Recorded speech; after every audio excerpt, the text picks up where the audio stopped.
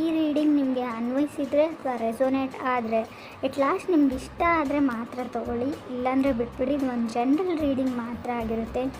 ನಿಮ್ಮ ಚಾರ್ಟ್ಸ್ನ ಮತ್ತು ಚಾರ್ಟ್ನ ನೋಡಿದಾಗ ಕಾರ್ಡ್ಸಲ್ಲಿ ನನಗೆ ಫಸ್ಟ್ ಕಾರ್ಡ್ 4 ಆಫ್ ಪೆಂಟಿಕಲ್ಸ್ ಬಂದಿದೆ.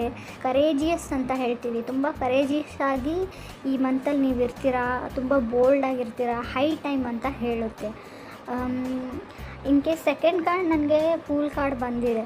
ನಾವು ಫಸ್ಟ್ ಕಾರ್ಡ್ ಮತ್ತು ಸೆಕೆಂಡ್ ಕಾರ್ಡ್ನ ಟ್ಯಾಲಿ ಮಾಡಿ ನೋಡಿದರೆ 4 ಆಫ್ ಪೆಂಟಿಕಲ್ಸ್ ಮತ್ತು ಫೂಲ್ ಕಾರ್ಡ್ನ ನಾನು ನೋಡಿದರೆ ಏನು ಅಂದರೆ ಏನು ಹೇಳ್ತೀವಿ, ಈ ಆನ್ಲೈನ್ ಪ್ಲ್ಯಾಟ್ಫಾರ್ಮ್ಸ್, ಸೋಷಿಯಲ್ ಮೀಡಿಯಾ ಅಂತ ಹೇಳ್ತೀವಿ ನೋಡಿ. ಸೊ ಅಲ್ಲಿ ನೀವೇನಾದರೂ ಬಿಸ್ನೆಸ್ ಮಾಡಿದರೆ ಆನ್ಲೈನಲ್ಲಿ, ಮೇ ಬಿ ನಿಮ್ಮದು ಯೂಟ್ಯೂಬ್ ಚಾನಲ್ಲೇ ಇದ್ದರೆ ಅಥವಾ ನೀವು ಆ್ಯಪ್ ಡೆವಲಪ್ಮೆಂಟ್ ಆ ಥರ ವರ್ಕ್ ಮಾಡ್ತಾ ಇದ್ದರೆ ಅಲ್ಲಿ ಸಕ್ಸಸ್ನ ಹೇಳುತ್ತೆ. ಅಲ್ಲಿ ನಿಮ್ಮ ವರ್ಕ್ ಬಗ್ಗೆ ನಾನು ಹೇಳೋದಾದರೆ ಇಲ್ಯೂಷನ್ಸ್ ಅಂತ ಹೇಳ್ತೀವಿ. ಯಾವಾಗ ರಾಹು ಇರ್ತಾನೆ ನೋಡಿ, ಅಲ್ಲಿ ತುಂಬ ಕೇರ್ಫುಲ್ಲಾಗಿ ನೀವು ಇರಬೇಕು. ಯಾವುದು ನೀವು ನಂಬಿರ್ತೀರಿ ಕೊನೆಗೆ ಅದು ಸುಳ್ಳು ಅಂತ ಅನಿಸುತ್ತೆ, ಯಾವುದು ಸುಳ್ಳು ಅಂತ ಅಂದ್ಕೊಂಡಿರ್ತೀರೋ ಅದು ನಿಜ ಅಂತ ಅನಿಸುತ್ತೆ. ತುಂಬ ಕೇರ್ಫುಲ್ಲಾಗಿರ್ಬೇಕು. ಇನ್ ಕೇಸ್ ಲವ್ ಲೈಫಲ್ಲಿ ಆಗಿದ್ದರೂ ಅಷ್ಟೇ, ಇನ್ ಕೆರಿಯರ್, ಬಿಸ್ನೆಸ್, ಎನಿ ಥಿಂಗ್ ಅಂತ ಹೇಳ್ತೀನಿ ನಾನು. ಸ್ಪೆಂಡಿಂಗ್ ಬಗ್ಗೆ ಹುಷಾರಾಗಿರಿ ಅಂತ ಹೇಳ್ತೀವಿ ನಾವು. ಖರ್ಚಿನ ಬಗ್ಗೆ ತುಂಬ ನಿಗಾ ಇರಬೇಕು. ಥರ್ಡ್ ಕಾರ್ಡ್ ನನಗೆ ಪೇಜ್ ಆಫ್ ವಾಂಡ್ಸ್ ಬಂದಿದೆ. ಪೇಜ್ ಆಫ್ ವಾಂಡ್ಸ್ ಅಂದರೆ ನಿಮಗೆ ಫಾರ್ ಎಕ್ಸಾಂಪಲ್ ಹೇಳ್ತೀನಿ ನಾನು, ಆಲ್ರೆಡಿ ಮ್ಯಾರಿಡ್ ಆಗಿದರೆ ಮಗು ಬೇಕಾಗಿರಲ್ಲ ನಿಮಗೆ, ಸದ್ಯಕ್ಕೆ ಫೈನಾನ್ಷಿಯಲಿ ನೀವು ನಿಭಾಯಿಸೋಕ್ಕಾಗಲ್ಲ ಅಂದರೆ, ಸೊ ಪ್ರೊಟೆಕ್ಷನ್ ಇಲ್ಲದೆ ಏನೋ ಮಾಡೋಕ್ಕೆ ಹೋಗ್ಬಿಟ್ಟು ಪ್ರೆಗ್ನೆಂಟ್ ಆಗೋವಂಥ ಚಾನ್ಸಸ್ ಇದೆ. ನೀವು ಮದುವೆ ಆಗಿಲ್ಲ, ಇನ್ ಕೇಸ್ ಬರೀ ರಿಲೇಷನ್ಶಿಪ್ಪಲ್ಲಿದ್ದೀರಾ, ಸೊ ಗರ್ಲ್ಫ್ರೆಂಡ್ ಇದ್ದಾರೆ, ಬಾಯ್ ಫ್ರೆಂಡ್ ಇದ್ದಾರೆ ಅಂತಲೇ ಅಂದ್ಕೊಳ್ಳಿ, ಪ್ರೆಗ್ನೆಂಟ್ ಆಗೋ ಚಾನ್ಸಸ್ ಇದೆ. ನಿಮ್ಮ ಕೈ ಮೀರಿ ಹೋಗೋ ಕೆಲವೊಂದು ಚಾನ್ಸಸ್ ಕಾಣಿಸ್ತಾ ಇದೆ. ಆ ವಿಷಯದಲ್ಲಿ ಕೇರ್ಫುಲ್ ಆಗಿರಿ. ನನಗೆ 4th ಕಾರ್ಡ್ ಜಸ್ಟಿಸ್ ಕಾರ್ಡ್ ಬಂದಿದೆ. ಸೊ ಜಸ್ಟಿಸ್ ಕಾರ್ಡ್ನ ನಾವು ಆಲ್ರೆಡಿ ಹೇಳಿದ್ದೀನಿ ನಾನು, ರಾಹು ಇದ್ದಾನೆ, ಜಸ್ಟಿಸ್ ಕಾರ್ಡ್ ಇದೆ, ಏನೋ ಒಂದು ತೊಗೊಳ್ಬೇಕು, ಮಾರಬೇಕು ಅಂತ ಅಂದ್ಕೊಂಡಿರ್ತೀರ, buying or selling something. Signature ಬಗ್ಗೆ ಕೇರ್ಫುಲ್ ಆಗಿರಿ. ಏನಾದರೂ ಸೈನ್ ಮಾಡ್ತೀರಾ ಅಂದರೆ ತುಂಬ ಕೇರ್ಫುಲ್ ಆಗಿರಿ. ಕೆಲವ್ರಿಗೆ ಆಲ್ರೆಡಿ ಮದುವೆ ಆಗಿದ್ರೆ ಇಲ್ಲಿ ನನಗೆ ಉಸಿರಾಡೋಕ್ಕೂ ಆಗ್ತಾಯಿಲ್ಲ ಅಂತ ಅನಿಸ್ಬೋದು, ಈ ಮ್ಯಾರಿಡ್ ಲೈಫಲ್ಲಿ ಅಂತ ಅನಿಸ್ಬೋದು, ಇಲ್ಲಿಂದ ಹೊರಗಡೆ ಹೋಗಬೇಕು ಅಂತ ಅನಿಸ್ಬೋದು. ಜಸ್ಟಿಸ್ ಕಾರ್ಡ್ ಇರೋದ್ರಿಂದ ದೂರ ಆಗಬೇಕು ಅಥವಾ ಡಿವೋರ್ಸ್ ತೊಗೊಳ್ಬೇಕು ಅಂತ ನಿಮಗೂ ಅಥವಾ ನಿಮ್ಮ ಪಾರ್ಟ್ನರ್ಗೂ ಖಂಡಿತ ಈ ಮಂತಲ್ಲಿ ಅನಿಸುತ್ತೆ.